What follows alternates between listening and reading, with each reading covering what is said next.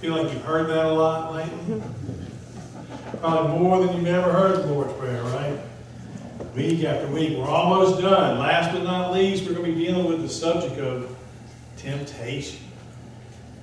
Temptation. That's kind of a universal thing, isn't it? Temptation. We all suffer from that.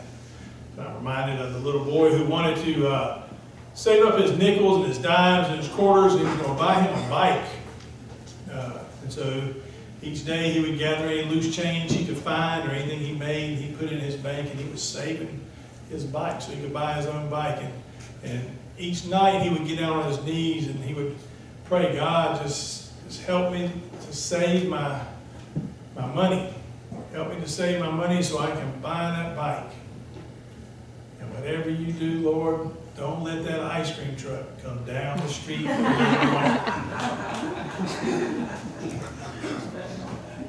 You know, he was a smart boy. He knew where his weakness lied, didn't he? He knew where he could be tempted. When that ice cream truck comes ringing the bell, we all get a little tempted to go buy some ice cream then, don't we?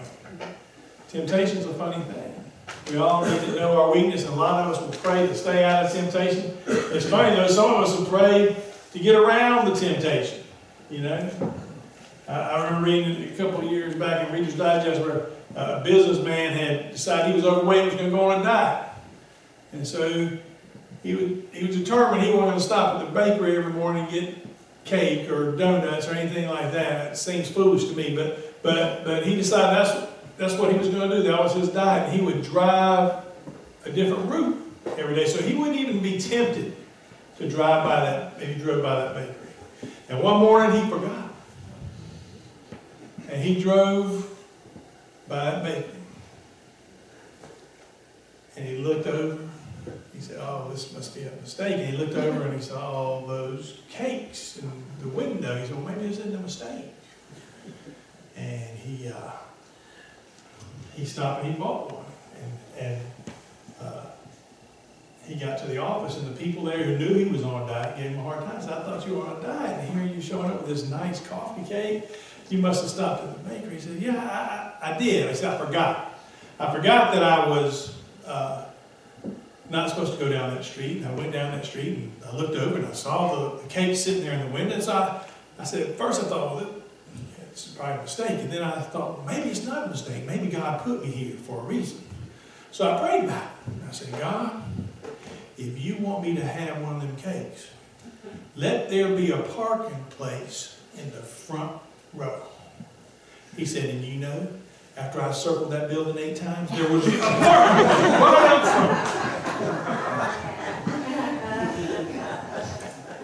front. We ever do that? Does that sound familiar to you? We see the warning signs. We know we're not supposed to be doing something, but sometimes we just can't help ourselves, can we? It's like we know we're not supposed to be doing that. We know we're not supposed to be in that. We just can't help ourselves. It's like a magnet. It just pulls us in. We're just like being pulled along. It's a helpless feeling. It's like my grandson a couple of weeks ago was coming out of his room, and his little baby brother, who is about 6 months old, was laying on the bed crying, and his mom met him in the doorway and said, didn't I tell you to keep your hands to yourself? He said, Mom, I told my hands not to touch him, but they just wouldn't listen. You know, sometimes we can't help ourselves. We get pulled in. We know we're not supposed to be doing stuff, but we get tempted. And maybe that's why Jesus put it in there. He said, you need to pray to stay out of temptation. He taught his disciples, pray. Lead us not into temptation, but deliver us from evil. Right? We're going to talk about some of that today. It's hard not to be led. Right? We see the signs, again, we just keep going. We're warned, we go. We know better, right? We're a little more confident. We're wiser than the signs. Those signs are for somebody else, right? Stop. I mean, slow down for me. Those signs are for people who don't know better. I know better, and I'm experienced, and I can handle this, and I'm going to go for it, right? I was reading a paper from last weekend where 22 people had to be pulled out of the ocean because the rip current was so bad. Now, there was a flag up It said no swimming. There were signs up that said it's not safe to swim, yet at least 22, because at least 22 got caught, and the current decided they knew better, right? That they were such a good swimmer they could get in there. And fortunately, nobody died. But that's kind of how temptation is, isn't it? It tells you, oh, you can get in there. You know, they put that sign up just so you wouldn't have a good time at the beach. They're just plotting against you. You're okay. I've seen you swim at the pool. You can do a lap. You're good. Get in the water. Go ahead. You know, isn't that the way temptation treats us?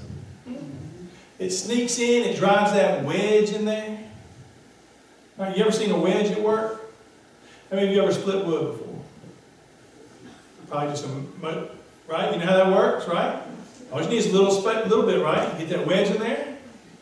It doesn't matter how strong that wood is, or if you're splitting, even if you're splitting a rock, you can take a wedge. If you can get a little piece in there, you can split it right apart, right? But you see, that's what temptation does to us and God. Temptation is a way of separating us from God. It just needs a little bit of space. Just a little bit. Just let me in the door. Just let me in the door just a little bit. Just crack that door. Crack that window. Just let me in a little bit. And before you know it, you're like those people who've been pulled out in the middle of the ocean screaming and hollering for help. Right? Because it was more than what you thought it was. And it was more powerful than what you thought it was. And it had more of a current than what you thought it was. And you found out how weak you are and how strong the adversary is. Right? Ever been there? How many of you have ever been tempted? Raise your hand. If you didn't raise your hand, somebody just tempted you to lie. Everybody gets tempted at some point. It's a universal thing. It's a universal thought. And we all get tempted. We all know good and evil. Don't make you a bad person because you're tempted. Jesus was tempted. Right? That's what we do with that temptation. How do we respond to that temptation? What did Jesus say? He taught his disciples to pray, right? Taught them to pray. You know, and that's what we're called to do, is to go to God. Not let that wedge get in there and separate us, right? Sometimes it's more than we can do by ourselves, right? So temptation is more than we can handle most of the time. I remember Tori was reading Brady from the Children's Bible, the story of Adam and Eve. You know, she reads it as a bedtime story. She'll read stories out of the Bible, and she had gotten to the part where Satan tempted Eve to take a bite out of the apple, and as she was reading the thing, all of a sudden Brady yells out, "Don't do it! Don't take a bite!" You know, he knew the story, right? Don't we all need somebody to yell out at us, "Don't do it! Go back! It's a mistake! It's a trap! It's going to pull you out to sea!" You know? Don't we all need that sometimes? I know I do. The good news is you have somebody who tells you that. Jesus. Somebody who's been through temptation himself. Who knows, experienced it as a man. Came to earth, you know, after his baptism, was it say that happened? Right, for those of you who know, he was led by the Spirit down to the wilderness, and he was what? Tempted. Right. And each time, that's right. Each time, he defeated Satan. Right. Each time he didn't give in. He just put it in modern terms. He just said no. Right. He just refused to give in to the temptation. But that wasn't the only time. He was tempted throughout his whole ministry here on earth. He was tempted to go out on your own, you know, be your own guy. You don't need God. Do your own mission. He was sent here on a mission. He was sent here to complete a mission. He was sent here to save me and you. He was sent here to die on a cross.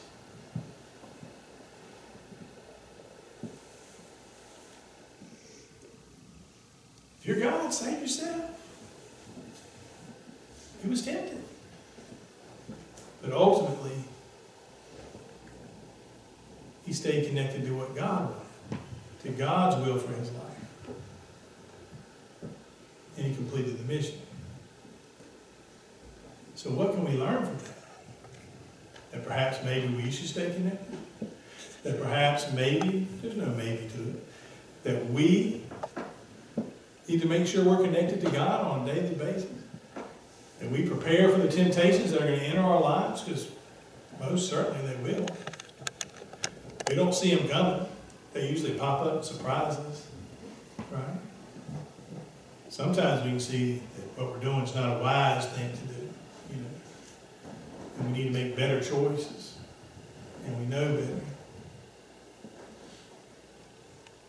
And we need to read the signs. We need to know the signs and understand and not underestimate the power of Satan in our lives and what he can do. Because he loves to separate us. He loves to get us turned around. He loves to get us walking away from God instead of toward God. Instead of walking with God. So he's going to tempt you. And he's going to pull you. And he's going to lie to you. He's a good liar. And he's going to tell you a little bit won't hurt. Just make room for me. This is just a little thing. It's not going to hurt. It's just a little lie. It's not really stealing. It's just a little bit, right? He lies to you. And he gets you moving in the wrong direction. But what does Jesus tell his disciples to do? Let's turn. I told you we were going to look at Luke 22. We're going to start at verse 39. This is when Jesus, the night he was being betrayed, right? He's had the Last Supper, and he's going out into the garden, right? It says, coming out, he went to the Mount of Olives, as he was accustomed, and when his disciples also followed him, and his disciples also followed him. When he came to the place, he said to them, pray that you may not enter into temptation. So he gives them instructions. Pray so that you don't enter into temptation. I think that's pretty clear. If you want to stay away from temptation, not only has he given them the Lord's Prayer, he says, lead us not to temptation, he's telling them this night, pray so you don't enter into temptation. You see the link there? There's a link between prayer and staying away from being tempted. Because prayer is what? It's communication with God, right? It's your way of staying connected to God, correct? So if you're connected to God, perhaps is the answer to being overcome by temptation. But let's go on, just because this is kind of interesting, because Jesus enters into his own temptation right here in this next passage. It says, and he was withdrawn from them about a stone's throw, and he knelt down and prayed, saying, Father, if it is your will, take this cup away from me. Nevertheless, not my will, but your will be done. He knows what's coming, right? He knows the pain and the agony that he's about to go through. He knows the whoopings that are coming, the beatings, the crown of thorns, the cross. He knows what's coming.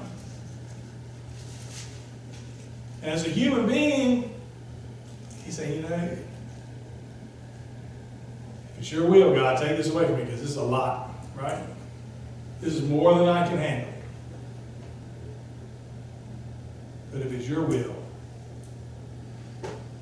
let your will be done. He overcomes his temptation not to fulfill the mission by staying connected to God, right? And then he goes back out. What does he find?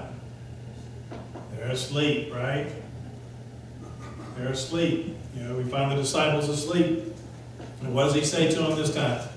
We're going to skip down. What does he say to them? He says, why do you sleep? Rise and pray, lest you enter into temptation. Again, you see the link, right? There's a link between prayer and temptation. We need to stay connected to the Father. We need to stay in prayer. We need to make sure it's part of our daily prayer. Lord, I don't know what you got coming up. Not what you got coming up. I don't know what the devil's got planned for the day. But I'm praying that you're going to be there with me. That you won't lead me down that I won't even go down that path. You know, last week we talked about forgiveness, right? About being forgiven for when we fail. This is saying, don't even get me into a situation where I can fail. Right? What I'm praying is, don't even put me in a situation where I'll be tempted to do something that's displeasing to you. Let me be free of that.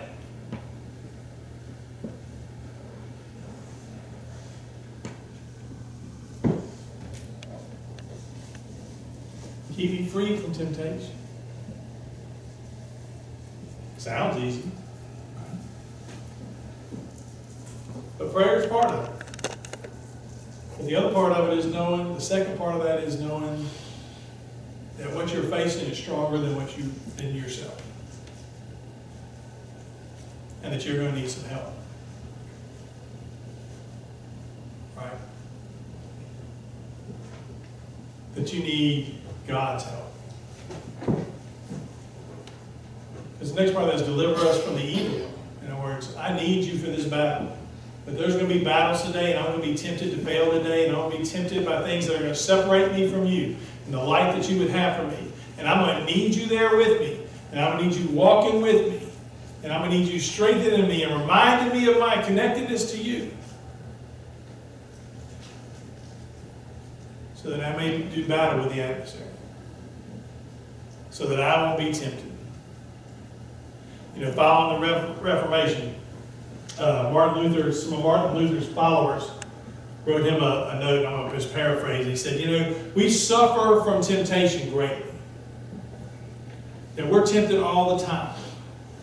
And we really don't know how to deal with it. But you don't seem to be tempted at all. And we were wondering if you could shed some light on why you're not tempted. And he responded and said, oh, I'm tempted. I'm tempted just like every other man all the time. He said the difference is that when temptation comes knocking at my door, I tell it to go away. That it has no place here. Because Christ lives here. That Christ dwells in my heart. You see, that is our answer. We need to have Christ in our heart. We need to stay connected through prayer so that Christ will fill us up with His grace and His love and His mercy. That we will know right from wrong. And not only will we know right from wrong, that we will know that He is there with us, walking with us, strengthening us with this journey. And that we can overcome these temptations. We don't have to make that choice to go down that wrong road. And it is a choice. We're all given choices, right, in life. You know, when that girl's flirting with you at the water fountain, you have a choice whether to go to that water fountain or not, right?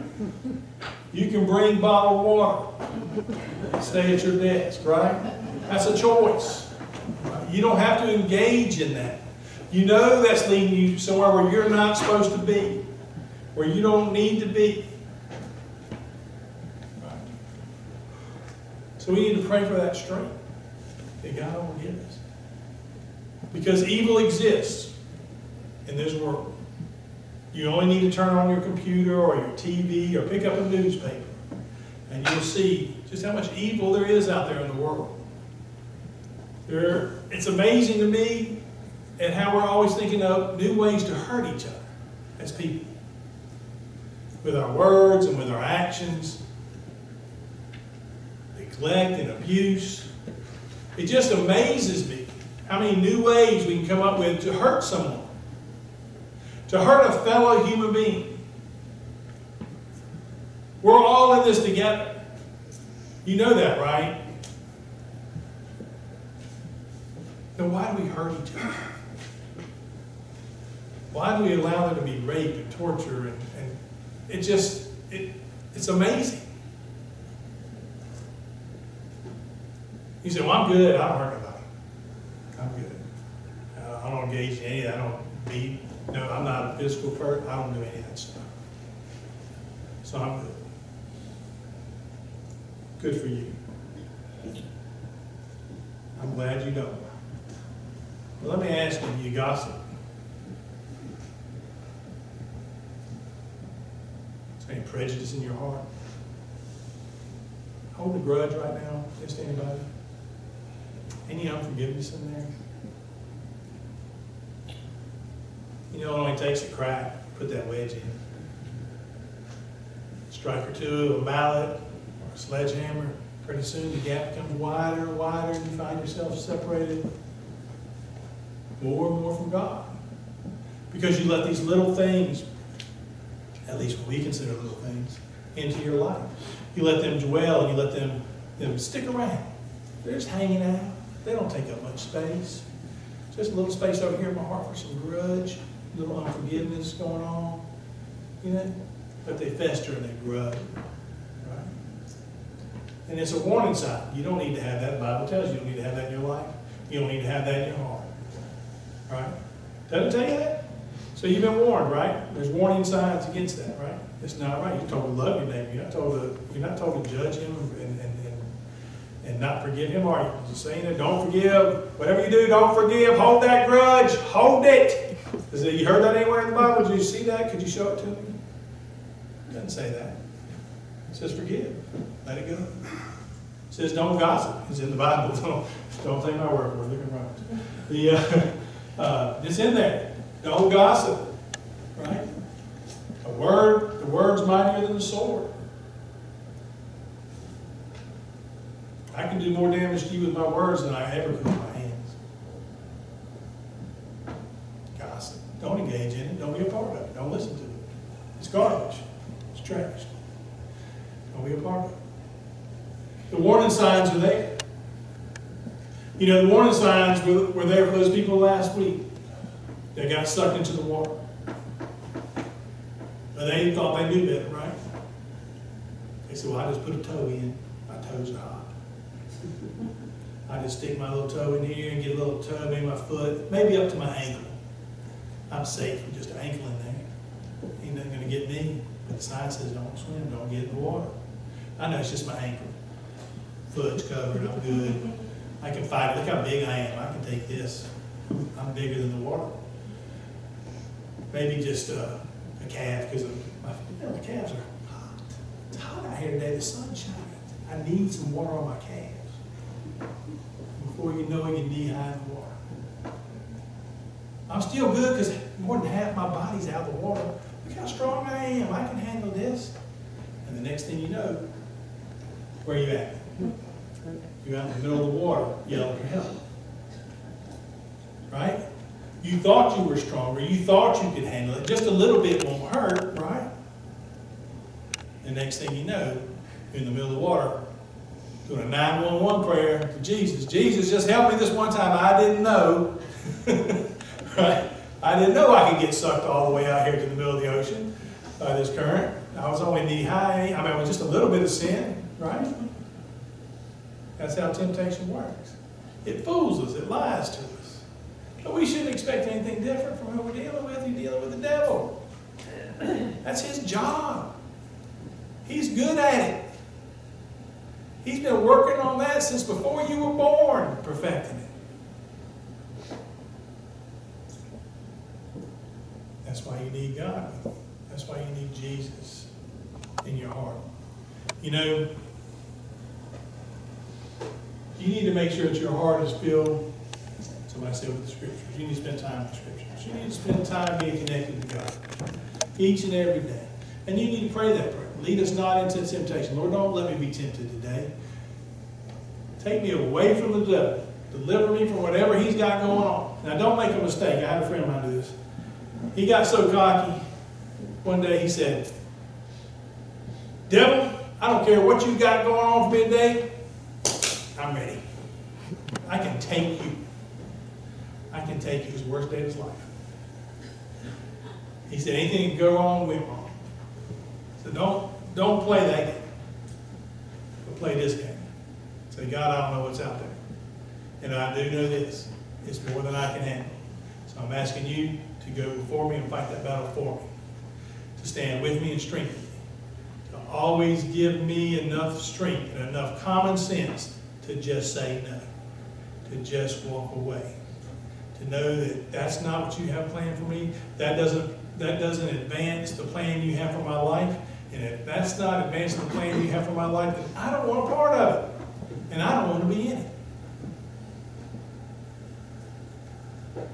Pray that prayer. Know that you're not strong enough by yourself, but you can rest in the scripture that says, I can do all things through Christ who strengthens me.